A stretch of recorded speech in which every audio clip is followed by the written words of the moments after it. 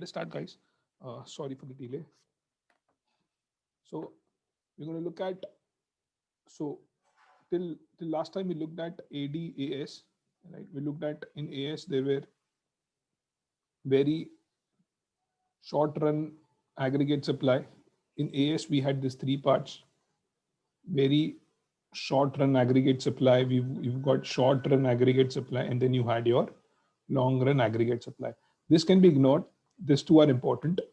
In AD we have a normal AD thing, that is aggregate demand. This is your aggregate supply. Normally this is your short run aggregate supply. This is your aggregate demand, right?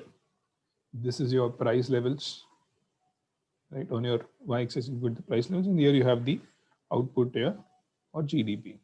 Fair enough. So where your aggregate supply intersects with aggregate demand, that is the equilibrium level, and that's where your that's what in an economy, that's what determines your GDP, let's say Y1 year and P1, and the price level. So these are the two important elements in determining what I would call the equilibrium level of price levels and vis-a-vis the output or the GDP.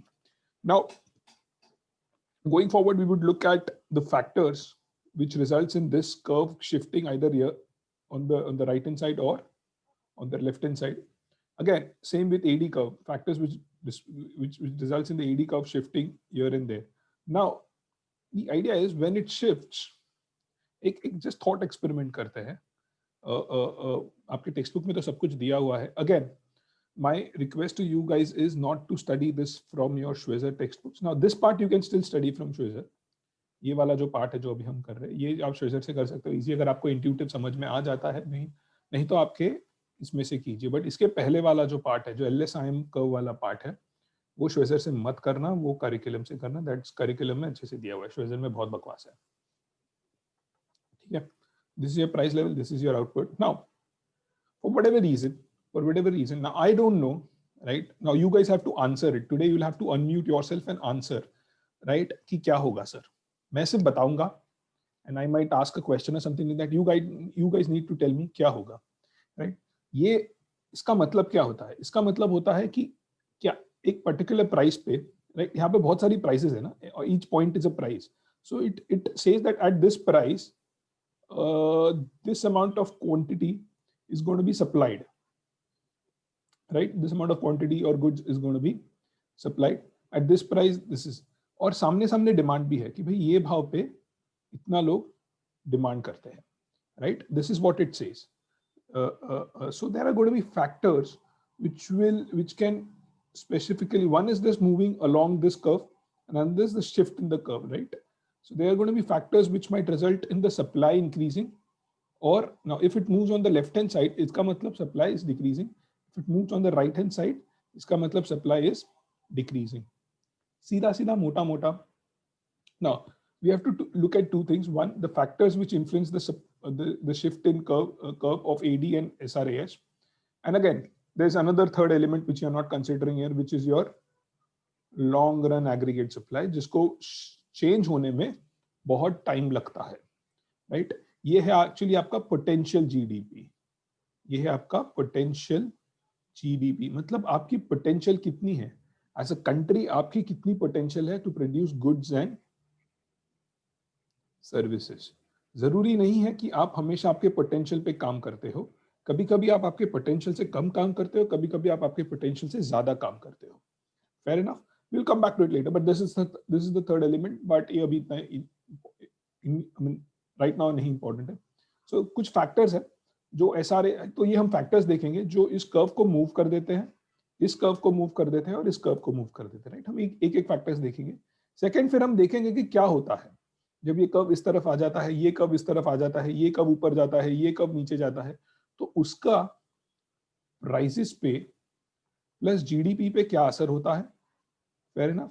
और उसके साथ साथ बाकी चीजों पे क्या effect होता है, कॉर्पोरेट प्रॉफिट से. वो अगर आप फंड मैनेजर हो, जो कि होपफुली आप सब किसी ना किसी रोल में जाओगे CFA करने के बाद, आई होप, राइट? या equity research, whatever. and anything that to do with treasury in a bank or anything of that, financial related jobs. So if you are taking decisions, how does it impact, right? So the moves that happens in your high yield bonds, in your corporate bonds, in your corporate profitability, equities, XYZ, because it has an impact, right? The way GDP is moving. Primary impact straight, then there are going to be a lot of secondary impacts, such as interest rates, such as corporate profits, XYZ, a lot of other factors. Right? So this is mota mota that we're going to see today. It might extend a little. Bear with me. Fair enough. So this is what we're going to cover. Let me start.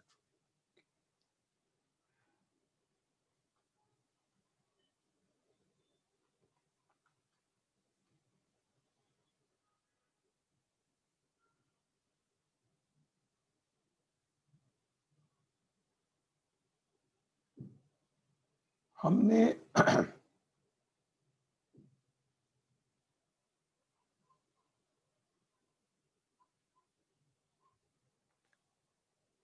I guess हमने ये देखा था. Did we do this part last time? Shifts in aggregate demand, shifts in aggregate supply and demand. ये हो गया था sir. कोई आवाज जोर से बोलेगा? नहीं आ रही आवाज ठीक से. सर ये वाला कर लिया था, ये वाला. ये वाला पार्ट किया था ना, shifts in aggregate demand and supply.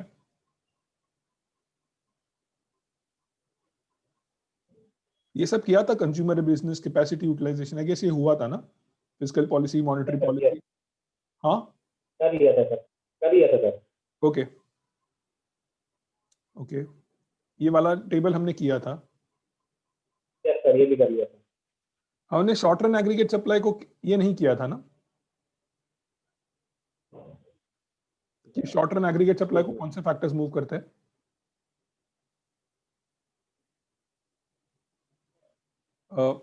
Shubham, others please unmute yourself and answer. चलो ये करते हैं. देखिए ये ना, जब भी सीएफए में ना ऐसे वाले टेबल्स आते हैं ना, तो it's a state questionable material. Why? Because you're preparing for an exam that prepares you to become an analyst. Fair enough. So you need to know कि ये बदलेगा तो इस पे क्या असर होगा, इस पे क्या असर होगा, और उसके बाद राइट आप कॉर्पोरेट बॉन्ड लोगे या व्हाटएवर XYZ क्या खरीदोगे, क्या लोगे. So what they're looking for is, their favorite in exams is this cause and effect kind of relationship, right? So in your fixed income you have that, in your equities में तो सिर्फ formula based है, but fixed income में है. सो यहाँ पे भी वो इंपॉर्टेंट है. तो ऐसे वाले जहाँ पे भी आ जाते हैं कि भाई ये होगा तो ये होगा, इसके बाद ये होगा तो ये होगा, वैसे वाले सीएफए में बहुत इंपॉर्टेंट होते हैं. वो इनिशियली थोड़े टफ लगता है, बट एक बार समझ में आ जाए तो इजी होता है. उनको पहले समझ लो और फिर लिटरली रट लो. बिकॉज होता क्या है, आप सोचोगे कि एग्जाम में मैं फिगर आउट कर लूंगा, ये होगा तो फिर ये होगा, फिर ये होगा तो फिर ये होगा, मैं ऐसे सोच सोच के आंसर कर लूंगा. उसमें डिफिकल्टी ये होती है कि आप कर सकते हो इंटेलेक्चुअली, आपको पता है, आपको कंसेप्ट भी आता है, बट क्या होगा कि अगर आपने रह रहे के उसको प्रैक्टिस इन द सेंस उस टेबल को आप रह रहे के नहीं किए, राइट, रट नहीं सकते कोई एक्चुअली इसको. But what I am trying to convey is, you do it, you go to that table so many times, ऐसे हाथ रख के, इसको ऐसा टेबल है तो यहाँ पे हाथ रख दिया. Okay, stock prices go up, what will be the shift in AD curve like this, reason high consumption. ठीक है, हाउस प्राइसेस.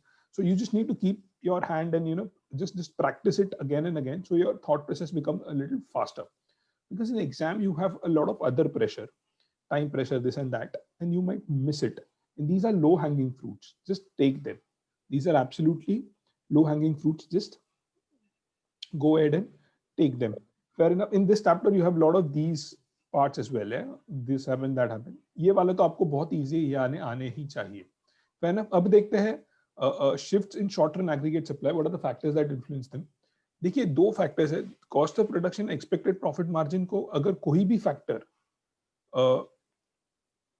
इन दो चीजों को चेंज करता है, कॉस्ट ऑफ प्रोडक्शन और एक्सपेक्टेड प्रॉफिट मार्जिन, इससे SRAS कर्व शिफ्ट हो जाएगा. और ऑब्वियस भी है, बिकॉज SRAS कर्व को कौन शिफ्ट करता है, कंपनी शिफ्ट करती है.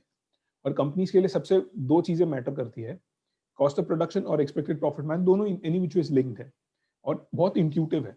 अगर आपका कॉस्ट ऑफ प्रोडक्शन घट गया, राइट, समझो आप 100 रुपए पे बना रहे थे, समझो आप 100 रुपए पे बना रहे थे, राइट, और 80 रुपये आपका कॉस्ट ऑफ प्रोडक्शन था, समझो, राइट, तो आप 20 रुपया कमा रहे थे।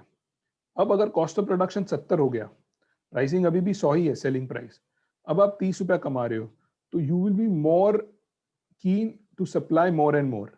Why? Because your margins have gone up. Fair enough. Similarly, if the margins decrease, you will not be keen to supply at the same price.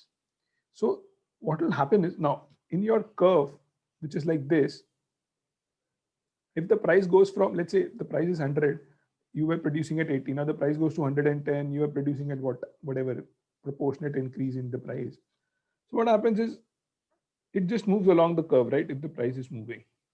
But if there's a change in the profit margin, the entire curve shifts, because now at 100 you are ready to supply more than what you are ready to supply. So at the same selling price, you're ready to supply more. Why? Because your profit margins have gone up.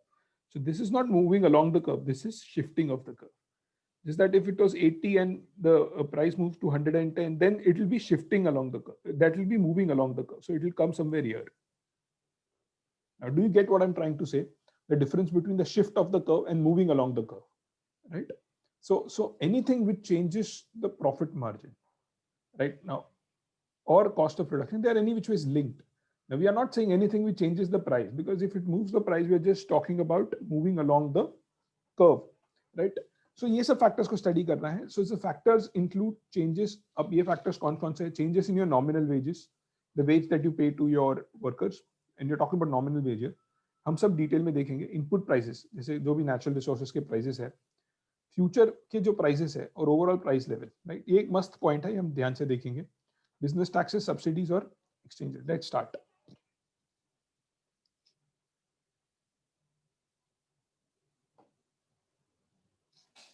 Just a minute. Sir एक bar graph बना दीजिए, graph आप explain कर रहे थे. अरे शुभम, आपका आवाज नहीं आ रहा है, ध्यान से नहीं आ रहा है, ठीक से नहीं आ रहा है. क्या बोल रहे सर हो वो आप? ग्राफ समझा दीजिए, ग्राफ कौन सा वाला? जो अभी सर आप एक्सप्लेन कर रहे थे ना, वो नॉमिनल वेजेस ये वाला. देखो, ये देखो, ऐसा है, राइट, ऐसा है. शॉर्ट रन एग्रीगेट सप्लाई क्या बोलता है, क्या भाव पे आप है ना. शुभम, आप क्या बनाते हो? कोई एक चीज बताओ जो आप बनाते हो. अब फैन बनाते हो, हैवेल्स कंपनी आपकी है, ठीक है. 100 रुपए के फैन पे आप एक नंबर ऑफ फैन बेचने के लिए तैयार हो, ठीक है. 100 रुपए में आप फैन बेचते हो, 80 रुपए में आप बनाते हो, 20 रुपए आपकी मार्जिन है, ठीक है. अब समझो 100 से 110 हो गया, तो शुभम बोलेंगे यार अब तो हमें ज्यादा फैन बेचने को रेडी हो जाऊंगा, राइट. तो शुभम कुछ ज्यादा फैन बेचेंगे 110 पे, राइट. फिर 120 हो गया, तो शुभम कुछ और ज्यादा फैन बेचेंगे, ठीक है. इसको बोलते हैं moving along the curve. Getting it? आप कर्व में ऊपर नीचे जा रहे हो. 90 रुपए हो गया तो कुछ कम बेचोगे, 80 रुपए का तो कुछ और कम बेचोगे, 70 हो गया तो बोले मैं तो छुट्टी पे जा रहा हूँ, मुझे और कम बेचना है, whatever X Y Z. This is moving along the curve. But इसमें और शिफ्टिंग ऑफ द कर्व में फर्क है. बहुत सारे स्टूडेंट्स उस चीज को मिस कर जाते हैं. शिफ्टिंग ऑफ द कर्व में क्या होता है कि भाई कुछ फंडामेंटली बदल गया, राइट. सेम भाव है, राइट. पहले 80 की कॉस्टिंग थी, फिर कुछ कारण से जो रॉ मटेरियल आ रहा था वो सस्ता हो गया, राइट. 80 की जगह 60 रुपए कॉस्टिंग हो गई, तो भाई साहब शुभम की मार्जिन तो डबल हो गई यार, ठीक है. शुभम अभी एकदम खुश, आई एम द बॉस. ना शुभम सेज कि भाई मैं तो 100 रुपए पे भी ना पहले 20 फैन बेचता, सप्लाई करने को रेडी था, अब मैं 100 रुपए पे ना 40 फैन सप्लाई करने को रेडी हूँ, राइट. अब यहाँ पे तो 20 आ रहे थे, अब पर शुभम बोल रहा है मैं तो 40, तो ये अब शुभम का पॉइंट कुछ यहाँ आना चाहिए, राइट. इसी तरह से हर प्राइस पॉइंट पे अब शुभम ज्यादा देने को तैयार है, तो नया कर्व आ जाएगा, SRAS1. इसको बोलते हैं शिफ्टिंग ऑफ द कर्व. इसको बोलते हैं not moving along the curve, this is called as shifting of the curve. ये फंडामेंटल है, इसको समझ लीजिए आप. शुभम समझा आपको? Yes sir. ठीक है, मजा आया? Yes sir. तो अब शुभम हर भाव पे ज्यादा देने को तैयार है, राइट. इसको बोलते हैं शिफ्टिंग ऑफ द कर्व. अब कुछ टाइम बाद क्या हो गया कि भाई मार्जिन हो गई कम, 10 रुपए हो गई. अब शुभम नाराज परेशान. अब शुभम बोलते भाई मैं तो 100 रुपए पे ना 10 फैन ही बेचूंगा, बहुत हो गया, मार्जिन आधी हो गई मेरी.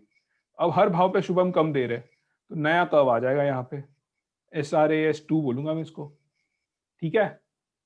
तो इसको बोलते हैं शिफ्टिंग ऑफ द कर्व। हमको क्या स्टडी करना है इसमें, हमको दो चीजें जो आज हम स्टडी करने वाले हैं और जो एग्जाम से भी बहुत इंपॉर्टेंट है, एग्जाम पर्सपेक्टिव से। अगर आपको इसके पहले वाला जो पार्ट है ना LSIM, उसमें तकलीफ होती है तो छोड़ दो उसको, छोड़ दो, भाड़ में गया। पहले आप है ना लो हैंगिंग फ्रूट सब उठा लो, इकोनॉमिक्स में भी जो इजी विजी वाले लास्ट में करना, उसको कोई तकलीफ नहीं है। आप AD कर्व AS कर्व समझ लेना, फिर ये जो शिफ्टिंग किस वजह से होती है वो समझ लेना, फिर ये शिफ्टिंग होने के बाद क्या असर होता है इन्फ्लेशन पे, GDP पे, फलाना फलाना, इस पे उस पे, ब्ला ब्ला ब्ला, वो समझ लेना। बहुत ईजी है, लिख देना, पढ़ लेना, एग्जाम में उसमें से आएगा। एक आध सवाल या दो सवाल LSIM से आया तो ठीक है ना, छोड़ देना, एक आध बार पढ़ लेना LSIM और तुक्का मार देना, सही आ गया तो आ गया, नहीं आ गया तो नहीं आया। मैंने सिखाने में जरूर समय लिया है आप लोगों को ताकि मैं अच्छे से सिखा पाऊं, but don't spend much time studying that, time is of essence to a candidate. Fair enough. तो चलो आज हम पढ़ेंगे कि भाई ये क्या फैक्टर्स होते हैं जिससे शिफ्ट हो जाता है। हम पढ़ेंगे कि SRAS किस फैक्टर से शिफ्ट हो जाता है, फिर आपका LRAS जो लॉन्ग रन एग्रीगेट सप्लाई वो, और फिर आपका एग्रीगेट डिमांड किन फैक्टरों से। एग्रीगेट डिमांड तो हम ऑलरेडी देख चुके हैं पिछले वाले पार्ट में, तो आज हम इन दोनों को देखेंगे और ये जो शिफ्टिंग होने के बाद क्या असर होता है वो देखेंगे। ठीक है शुभम, आगे बढ़े? Yes sir. ठीक है, तो क्या सबसे ज्यादा शुभम को किस चीज की चिंता है? शुभम को चिंता है भाई मेरा कॉस्ट ऑफ प्रोडक्शन या मेरी मार्जिन, राइट, इन दोनों की, राइट। क्योंकि हम बात कर रहे हैं शिफ्टिंग ऑफ द कर्व की, राइट, हम बात करें मूविंग अलोंग द कर्व की बात नहीं करें शिफ्टिंग, तो उसमें तो भाई कुछ फंडामेंटली बदलना चाहिए जो है कॉस्ट ऑफ प्रोडक्शन या फिर प्रॉफिट मार्जिन या एक्सपेक्टेड प्रॉफिट मार्जिन, राइट। अभी की नहीं, फ्यूचर की क्या प्रॉफिट मार्जिन है उससे भी शुभम। अगर शुभम को किसी ने बता दिया ना कि आज भाई शुभम तू 20 रुपए कमा रहा है, बट मैं तुझे बता रहा हूँ मार्जिन डबल होने वाली है, मार्जिन है ना 2 महीने बाद डबल होने वाली है, शुभम बोलेगा क्या बात कर रहा है? शुभम क्या करेगा? शुभम बोलेगा भाई साहब एक काम करते हैं, अपने फैक्ट्री अपने सब वर्कर बोले कोई घर नहीं जाएगा, सब रात को यही सोएंगे, काम करना शुरू करो, डबल कर दो मेरा प्रोडक्शन। और शुभम क्या करेगा? बेचेगा नहीं, उसको बाजू वाले चाचा के गोदाम में स्टोर कर देगा एज इन्वेंट्री। बोलेगा भाई साहब इन्वेंट्री मेंटेन करते हैं, बेचना ही नहीं है, 40 में होगा तब बेचेंगे, बनाओ बनाओ, किसी को जाने नहीं देगा। शुभम ने दरवाजा लॉक कर दिया फैक्ट्री का, गोली वाली बंदूक लेके बैठा, बोला कोई नहीं जाएगा घर पे, सब काम करो, ठीक है। तो शुभम ने भाई शिफ्ट करवा दिया शॉर्ट रन एग्रीगेट सप्लाई 100 रुपए पे, कुछ नहीं बदला है। और ये फ्यूचर की एक्सपेक्टेड प्रॉफिट मार्जिन पे शुभम काम कर रहा है, नॉट अभी की रियलिटी नहीं है, फ्यूचर की एक्सपेक्टेड प्रॉफिट मार्जिन है। Fair enough. तो फ्यूचर पे भी हमें ध्यान देना है कि भाई वो भी मैटर करता है। ये देखिए एक्सपेक्टेशंस अबाउट, अगेन इसमें इनपुट और आउटपुट ओवरऑल प्राइस लेवल का भी सवाल आ जाएगा। किसी ने तो शुभम को बोला भाई शुभम महंगाई बढ़ेगी, चलो यही पॉइंट मैं आपको थोड़ा और, नहीं let me come to it and then I will do it. ठीक है, किसी को कोई सवाल?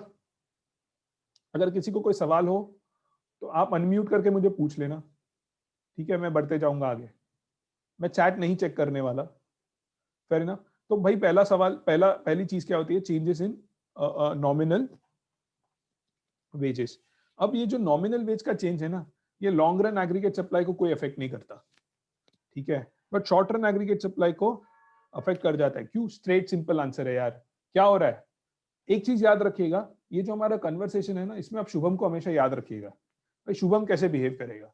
अब क्या होगा कि भाई नॉमिनल वेजेस बढ़ गई, शुभम भाई लोगों से बहुत काम करवा रहा है, लोग भड़क गए, नॉर्मल काम करा रहा है, फिर भी इसके जो वर्कर है बहुत आतंकवादी है, तो उन्होंने बोल दिया भाई हम तुम ज्यादा पैसा लेंगे, ठीक है। तो शुभम की नॉमिनल वेजेस बढ़ गई, शुभम की नॉमिनल वेजेस बढ़ गई, नॉमिनल वेजेस से उसकी expect profit margin, cost of production बढ़ गया, प्रॉफिट मार्जिन बढ़ गई, घट गई। तो अब शुभम क्या करेगा? लॉजिकल है, कम सप्लाई करेगा, ठीक है। तो इसी तरह क्या होता है कि भाई, और अगर वेजेस घट गई है शुभम की, तो शुभम ज्यादा सप्लाई करने को रेडी रहेगा। तो lower wages increase profit margin, more supply shifts to the right, higher wages lower margin, lower supply curve shifts to the left, right. But इसमें दो चीजें होनी है, एक है कि भाई इसमें और एक फैक्टर है, change in unit labour cost देखना है, सिर्फ नॉमिनल वेज नहीं। अब क्या होगा कि कौन है शुभम का वर्कर? किसी को वर्कर बनना है? Anyone would want to be a worker? ठीक है, कौन? अच्छा है भाई, ऑनलाइन क्लासेस चल रही है, ऑफलाइन नहीं है, तो कोई किसी को कुछ हानि नहीं कर सकता, मार नहीं सकता, ठीक है। तो कोई भी XYZ शुभम के वर्कर है या मैनेजर है व्हाटएवर, तो उन्होंने शुभम के अक्रॉस द टेबल बैठ के बातचीत शुरू कर दी। बोला भाई मैं तो 20% वेज बढ़ाऊंगा, बट शुभम बोला पॉसिबल ही नहीं है, बट मैं 10% एक्स्ट्रा काम करूंगा, नेट नेट आपका सिर्फ 10% बढ़ने वाला है कॉस्टिंग। तो that is unit change in labour cost, right. Nominally तो 20% बढ़ गया, बट प्रोडक्टिविटी भी 10% बढ़ गई ना। तो एक्चुअल में कितना यूनिट लेबर कॉस्ट बढ़ गया? Change in nominal wages minus change in productivity, यहाँ पे 20% माइनस 10%, राइट। शुभम को कोई प्रॉब्लम नहीं है वेजेस बढ़ाने में, शुभम 30% भी वेजेस बढ़ाएगा, आप 30% प्रोडक्टिविटी बढ़ा। अगर कोई वर्कर दिन का 1 फैन बनाता है या 2, समझो 10 फैन बनाता है, तो शुभम बोलता है भाई 13 फैन बनाओ, मैं आपकी वेज 30% बढ़ाने के लिए तैयार हूं, right. So in that case the unit labour cost will not at all change. Fair enough. चलो आगे बढ़ते हैं। ये हो गया नॉमिनल वेजेस। नेक्स्ट है आपका इनपुट प्राइसेस। लॉजिकल है यार, इनपुट प्राइसेस में ज्यादा बात करने करने की भी क्या जरूरत है, राइट। शुभम के इसमें जो भी चीजें इनपुट जाती है उनका भाव बढ़ेगा तो क्या होगा? शुभम की मार्जिन घटेगी। शुभम की मार्जिन घट गई, शुभम बोलेगा भाड़ में गया, अब मैं कोई सप्लाई करूंगा ही नहीं, XYZ, राइट। तो वो कर्व फिर इधर उधर शिफ्ट होगा, ठीक है। तो वो है आपका चेंज इन इनपुट प्राइसेस। फिर है change in expectations about future prices. ये थोड़ा सा इंटरेस्टिंग वाला पार्ट है। अब हम शुभम की तरफ आते हैं।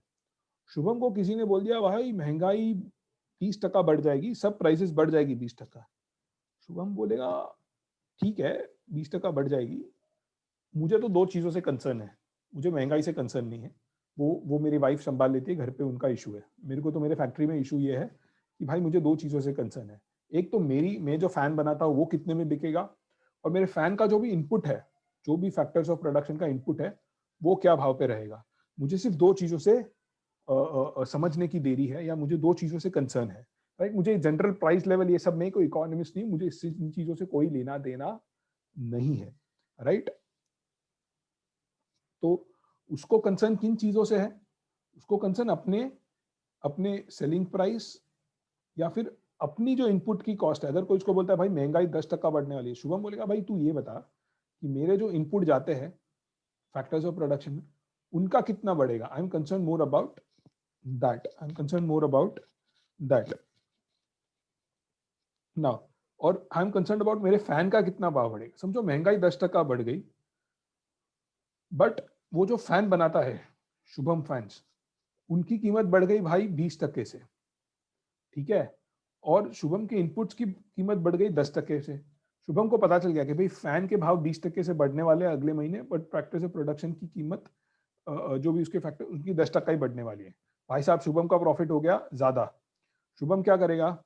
शुभम बोलेगा I am ready to supply more.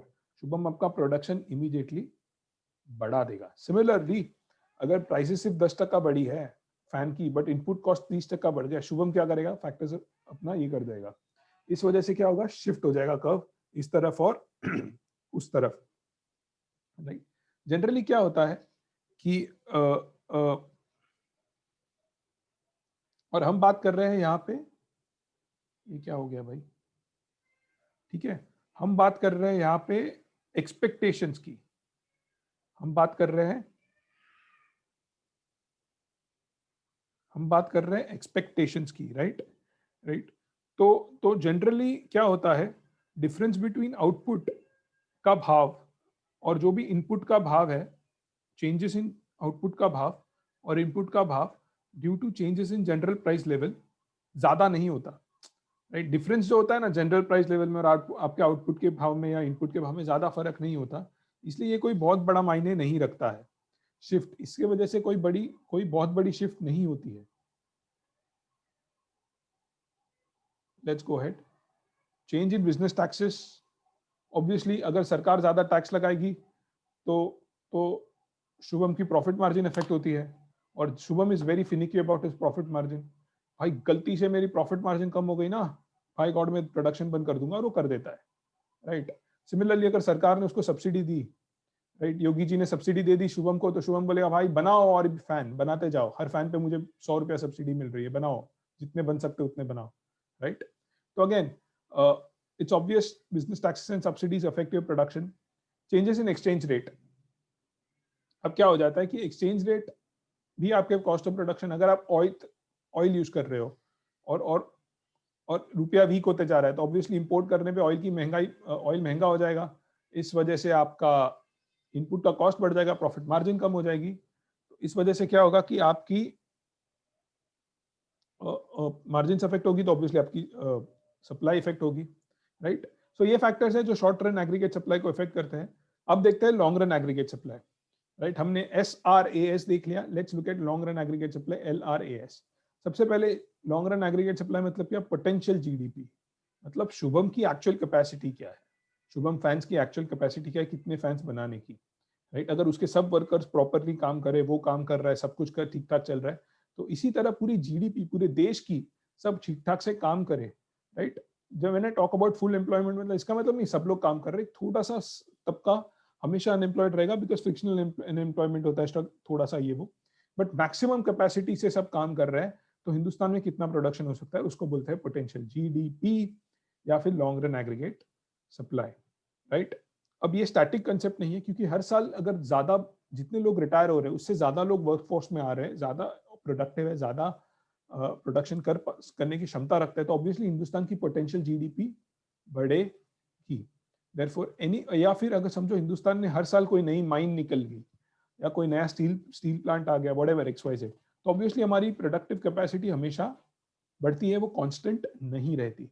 But इसका जो मूवमेंट होता है वो इतना फ्लक्चुएटिंग नहीं होता जितना शॉर्ट रन एग्रीगेट सप्लाई का होता है, राइट। अब क्या फैक्टर्स चेंज करते हैं, supply of labour and quality of labour, human capital. समझो हम एग्जांपल लेते हैं पहले शुभम की फैक्ट्री का और उसको एक्सट्रापोलेट करेंगे देश की तरफ। अब शुभम के पास 10 वर्कर थे, शुभम ने अभी 12 वर्कर लाए, तो ऑब्वियसली शुभम की जो फैक्ट्री की पोटेंशियल कैपेसिटी है और साइमल्टेनियसली उतनी मशीन्स भी लिया है, तो जो शुभम की कैपेसिटी है प्रोडक्शन की वो ऑब्वियसली बढ़ गई, राइट। ये एक फैक्टर हो सकता है। सेकंड, शुभम ने वर्कर तो लाए, उन्होंने उनको कुछ ट्रेन कर दिया, जर्मनी लेके गया, बहुत अच्छी वाली ट्रेनिंग दिलवा दी उनको। अब बहुत अच्छी वाली ट्रेनिंग दिलवा दी, तो अब क्या होगा, अब वो वर्कर जो 10 फैन बनाता था दिन में, अब 12-15 फैन बना रहा है, राइट। तो क्वालिटी ऑफ लेबर फोर्स भी बढ़ा दिया, ह्यूमन कैपिटल। तो दो फैक्टर होते हैं, एक तो सप्लाई और दूसरा क्वालिटी। तीसरा है सप्लाई ऑफ नेचुरल रिसोर्स। अगर मैं उसी क्वालिटी और सप्लाई ऑफ लेबर को एक्सट्रापोलेट करूं on a larger national level, तो भाई कितने लोग लेबर फोर्स में आ रहे हैं नेट, और वो कितने प्रोडक्टिव है, राइट। सब आईटी इंजीनियर्स है, सब कुछ तो खतरनाक कुछ चीजें बना रहे, तो obviously the quality of labour force, the output that they can get is much higher. जब वो लोग अनएम्प्लॉयड है, उनको कुछ नहीं आता, अनस्किल्ड लेबर है, तो obviously the quality of labour is less. फिर सप्लाई ऑफ नेचुरल रिसोर्सेज है, तेल के कुएं मिल गए, ये मिल गया, वो मिल गया, पानी, जमीन, हरियाली, हरी भरी, अगर वो बढ़ रहा है तो ऑब्वियसली आपके नेचुरल रिसोर्सेज तो आपका पोटेंशियल को वो बढ़ा रहा है। LRSAs will shift to right.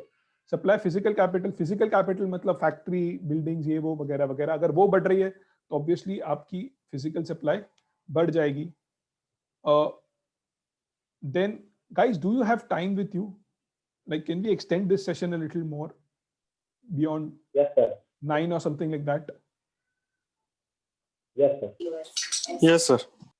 Anyone who has an issue, please ping.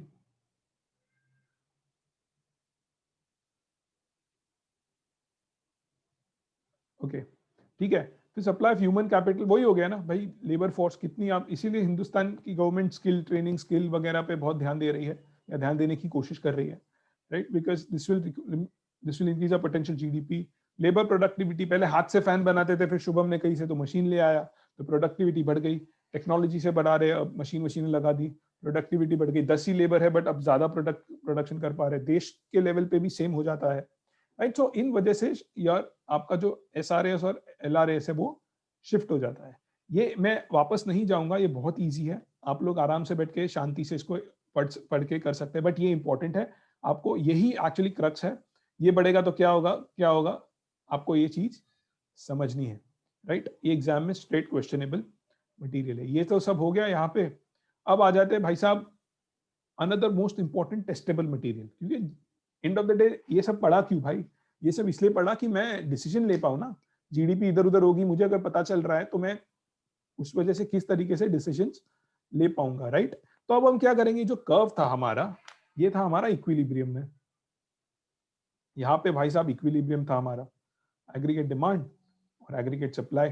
अब मैं इसको थोड़ा आगे पीछे करके देखूंगा, फिर मजा आएगा। मैं बोलूंगा यहाँ पे आएगा तो क्या होता है, ये यहाँ पे आएगा तो क्या होता है, ये यहाँ पे आएगा तो क्या होता है, you know, you getting it, ये एडी कब यहाँ पे शिफ्ट होगा तो क्या होगा, इसका इफेक्ट्स क्या क्या आएंगे, फेयर इनफ। सो भाई हम 4 तरह के पॉसिबल मैक्रो इकोनॉमिक इक्विलिब्रियम की बात करेंगे।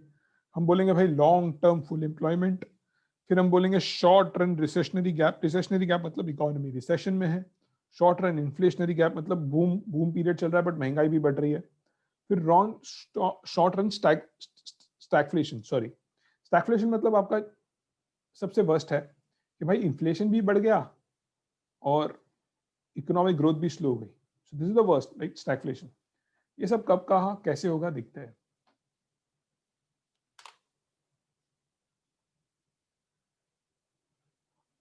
लॉन्ग रन इक्विलिब्रियम की तरफ आते हैं। अब मैंने आपको क्या बताया कि एक नॉर्मल पोटेंशियल जीडीपी होती है, राइट। तो समझो आपका ये जो कर्व है, सॉरी ये था एग्रीगेट डिमांड, ये थे आपके aggregate supply, short run aggregate supply, ये जो इक्विलिब्रियम लेवल पे हम हैं तो वही हमारा लॉन्ग रन एग्रीगेट सप्लाई भी, मतलब पोटेंशियल जीडीपी के आसपास ही आप घूम रहे हो तो कोई तकलीफ नहीं है, तो इसको हम बोलते हैं लॉन्ग रन इक्विलिब्रियम, राइट। कि भाई इसमें है ना, this is the most optimal level that you can get, this is the most optimum level, क्योंकि एक्चुअल में आपकी जितनी पोटेंशियल है ना उस पर आप काम कर रहे हो तो कोई तकलीफ नहीं है, राइट। और ऐसे बोला जाता है कि लॉन्ग रन में ना जीडीपी का ये इक्विलिब्रियम मेंटेन रहेगा, मतलब इसके इर्द गिर्द ही घूमेगा, ये ज्यादा इससे घूमना नहीं चाहिए और ज्यादा इससे घूमेगा भी नहीं, ठीक है। बट होता क्या है कि ये ना एक्चुअल में कैलकुलेट करना डिफिकल्ट होता है। शुभम की फैक्ट्री में कैलकुलेट करना इजी है कि भाई कितने फैंस की पोटेंशियल है हमारे पास, बट देश के लेवल पे ये कैलकुलेट करना कि हमारी पोटेंशियल कितनी है डिफिकल्ट होता है।